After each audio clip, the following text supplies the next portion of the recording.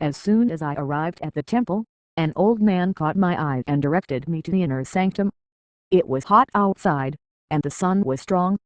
But it was even hotter in the temple, where hundreds of festival goers had gathered.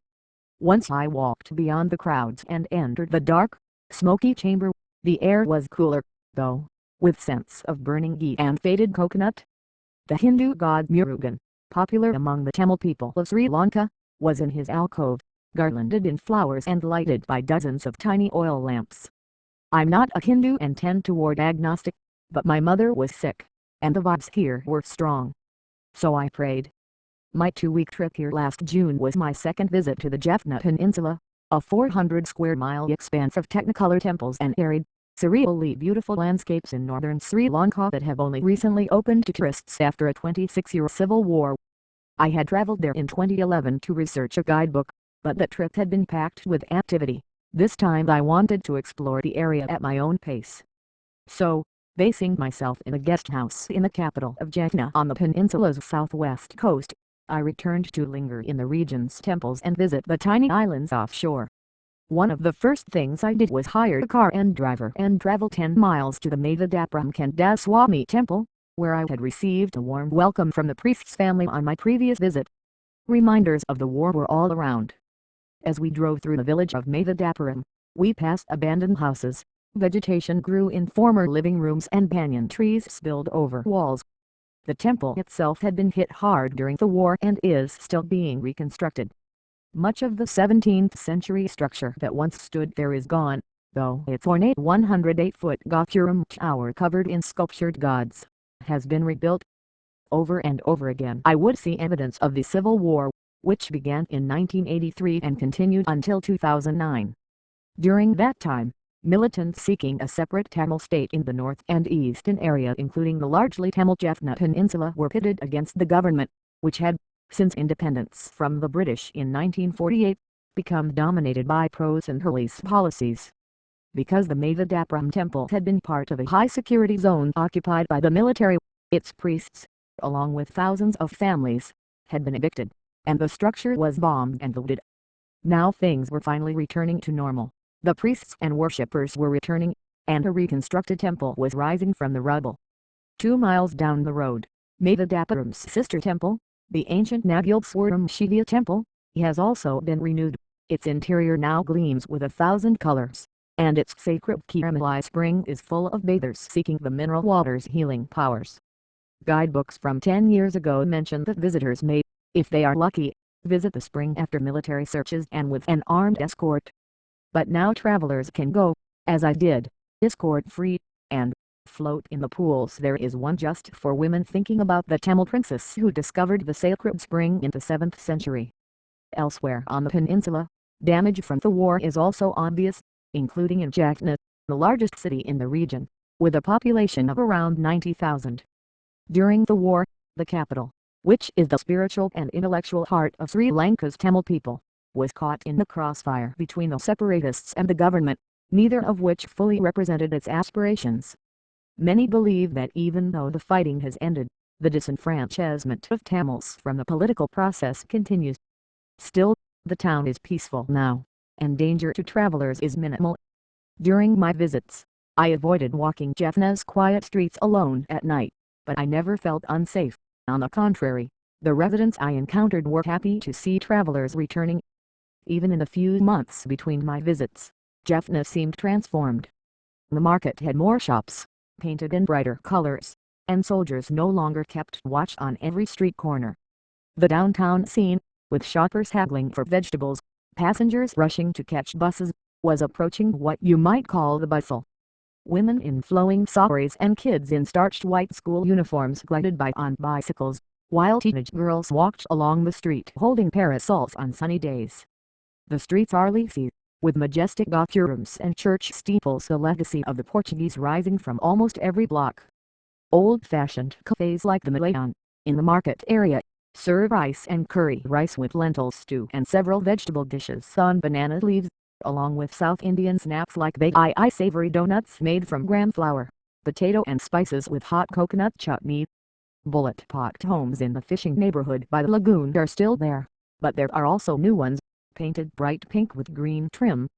The public library, a symbol of the city's ancient intellectual tradition that was burned down in 1981, has been rebuilt and is now full of studious teenagers. The Swami Temple, Jaffna's most important religious edifice, unveiled a new carved golden Gopuram at its annual festival in August 2011. Outside of town, Jaffna's shady lanes give way to a series of rugged causeways, one-lane bridges and sandy roads that traverse a network of islands, peninsulas and bits of land in the Pog Strait.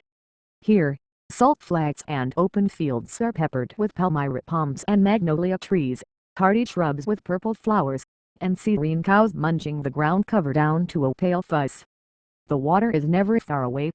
It is a completely different country from the tropical coasts and hilly forests of Sri Lanka's south. The isolation and quiet of the islands there are 8 main ones and several little ones off Jaffna's southwest coast lend them the wild air.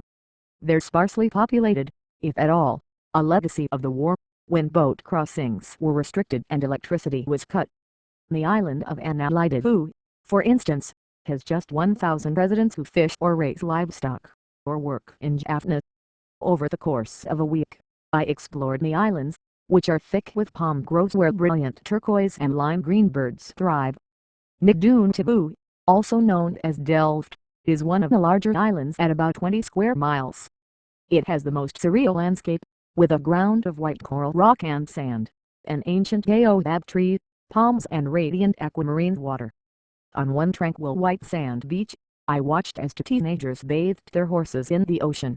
Not far away, wild ponies, supposedly descendants of Dutch mounts, roam alongside cows on funny fields. All the islands can be reached by a combination of buses, which ply causeways between some of the islands, and boats that depart from ports on Vlanai and Punkududavu, 2 populated islands southwest of Jaffna. And while most of the islands themselves are walkable, larger ones are best seen by auto rickshaw or, as I did on Nagdoon Tabu, by pickup truck. As we drove, my driver, the friendly Shiva, explained Nagdoon Tabu's local legends, a cluster of wells that were built by the devil, a footprint-shaped imprint on the ground left by the original 40-foot-tall inhabitants, and a living rock, which grows a bit every year. Shiva also talked about living here during the war, staying home after the 6 p.m. curfew, and hearing battles at night. Nagdoon Tabu's raw beauty is matched by the explosion of color and devotion at the Nagatpawashani Amman temple on the nearby island of Nainatavu. On my last trip, a Hindu astrologer had informed me that special prayers at temples on Nainatavu and Annalaidavu, to the north, would heal my mother's illness. On this visit, the Nainatavu temple was mid-festival when I arrived.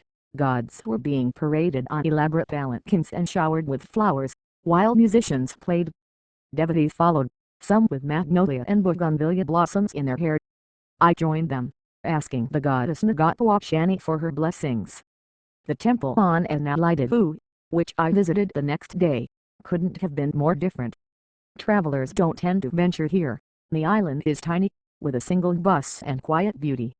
The rickshaw took me down sandy roads that wind through lush greenery to pull into Vinageshwaram Temple, home of the serpent god Nagatambaran. The temple is set dramatically in a clearing at the southern tip of the island and faces the sea. The elderly caretakers there spoke no English, but smiled and opened the doors to the god's sanctums for me. Sri Lankan temples are friendly places.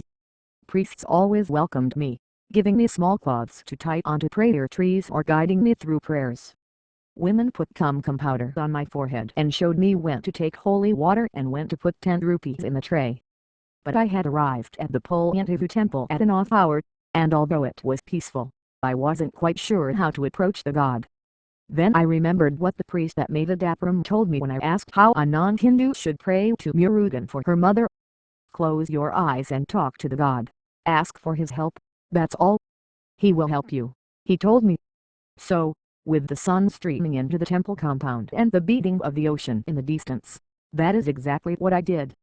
If you go, Americans can obtain a 30-day visa $20 online at data.gov.lk.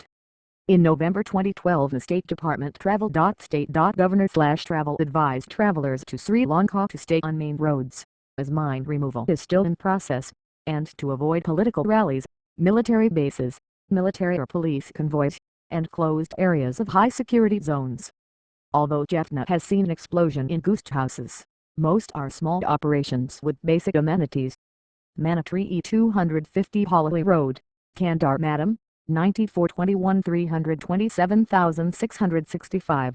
Manatree.com. The restored 19th century Jaffna home has 4 rooms with antique furniture from 3,500 rupees, about $28 at 123 rupees to the dollar, as well as some of the best traditional cuisine in the area.